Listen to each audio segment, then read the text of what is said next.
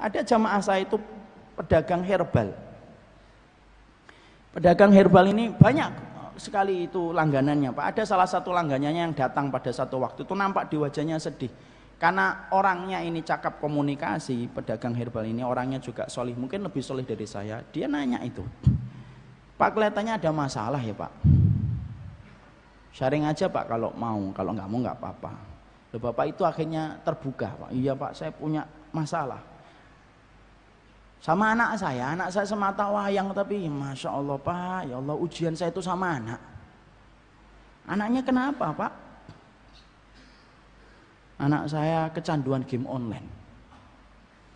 4 tahun 5 tahun game online kan belum masuk ke handphone Pak. Masih di warnet gitu. Sampai kerjaan saya itu kalau saya pulang dari Sudirman, beliau itu orang kerjanya di Sudirman Pak. Pulang kerjaan saya itu nyari anak saya di warnet karena jarang pulang. Jam 11, jam 12 baru pulang. Nggak mungkin lah saya biarkan anak saya sampai jam segitu di warnet. Akhirnya kalau saya pulang dari Sudirman itu nyari anak saya gitu. Dan saya bingung gimana ngomongin sama anak saya, nggak kena Pak. Internet di rumah saya matikan sudah. Tapi juga nggak bisa berubah lebih baik. Pedagang herbal itu Pak, karena orangnya Masya Allah ya, memang orangnya sering ngaji dan orangnya memang solih Pak. Nah, dia mengatakan, sebentar Pak, saya mau nanya pribadi, boleh atau tidak? Boleh. Apa pertanyaan pribadinya? Bapak masih punya orang tua enggak? Masih. Hidup dua-duanya Pak? Masih hidup dua-duanya. Tinggal di mana Pak? Di Tegal. Interaksi Bapak dengan orang tuanya baik atau enggak Pak? Saya sudah 4 tahun tidak ngobrol sama bapak saya. Masya Allah. Nah, langsung bilang, ya ini Pak. Sama ibu gimana Pak? Ya imbasnya akhirnya juga merembet ke ibu, agak akhirnya jarang. Karena ibu menurut saya lebih berpihak sama bapak, ya yang namanya suaminya Pak. Lalu kemudian beliau tanya, masalah apa sih Pak kok sampai 4 tahun tidak ngobrol? Prinsip Pak. Alah, prinsipnya apa Pak? Bapak disuruh murtad? Enggak. Disuruh kafir? Enggak, itu bukan prinsip.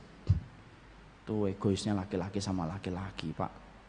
Sudah Pak pulang ke rumah, minta maaf Pak. Biarin anaknya di sini Pak. Udahlah biarin aja dulu, kecanduan dulu. Enggak apa-apain.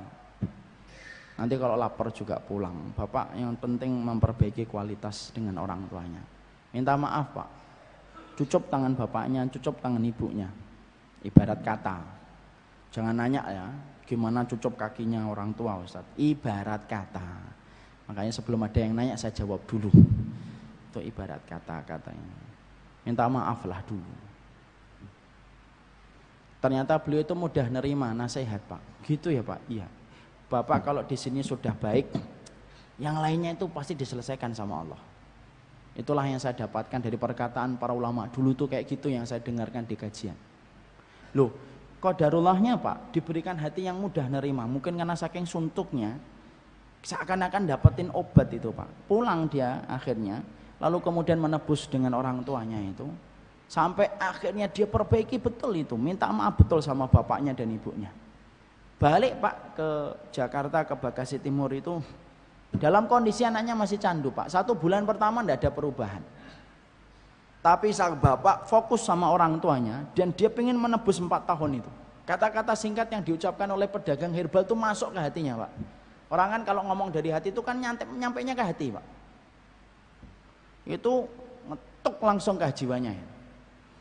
Betul-betul dia fokus, dia perbaiki sama orang tuanya. Itu 1 bulan pertama tidak ada perbaikan. 1 bulan kedua tetap anaknya kayak gitu. 3 bulan pertama tidak ada perbaikan, 4 bulan tidak ada perbaikan Pak. Loh sampai mau menuju ke 5 bulan. Nah itu baru anaknya mulai agak perubahan Pak. Perubahan pun tidak langsung udah mental, tiba-tiba mulai jarang. Kadang-kadang 2 hari sekali baru keluar, 3 hari sekali baru keluar. Loh sampai bapaknya ini bingung, loh kok tumben mulai jarang keluar. Loh sampai dites sama bapaknya, kamu kok jarang keluar, uangmu habis. Nih, papa kasih lagi, main lagi sono, dites. Enggak lah, masih ada uang. Bosen aja Pak, kalau terus-terusan. Dijadikan anaknya bosen Pak. Dan ketika anaknya mulai bosan itulah dia mulai masuk pak orang tuanya, ngajak ngobrol, akhirnya dia pulang setiap dari Sudirman itu sore langsung pulang supaya setiap maghrib bisa ketemu anaknya, ngobrol baik-baik dengan anaknya. Lu diajak ke masjid mau akhirnya pak. Itu setelah 5 bulan. Lu sampai kemudian diajak taklim ketika saya ngajar di Bulak Kapal, ikut itu kajian saya di Bulak Kapal pak. Ketika saya baru buka kitab akan mulai kajian, pedagang herbal yang masih ikut ngaji ngomong sama saya, Ustaz nanti ada ikhwan yang mau ngobrol dengan antum. Ikhwan yang saya kemarin sampaikan kisahnya beberapa waktu yang lalu, yang nggak ngomong sama orang tuanya 4. Oh iya, ada dia di sini ada. Ya sudah habis kajian aja. Habis kajian selesai pak, 2 orang datang ke meja. Yang satu bapaknya, yang satu anaknya. Anaknya itu kelihatannya baik pak, ya salaman. Saya liatin wajahnya itu nggak kelihatan kalau dulunya pecandu game online. Saya juga tidak tahu wajah pecandu game online kayak apa.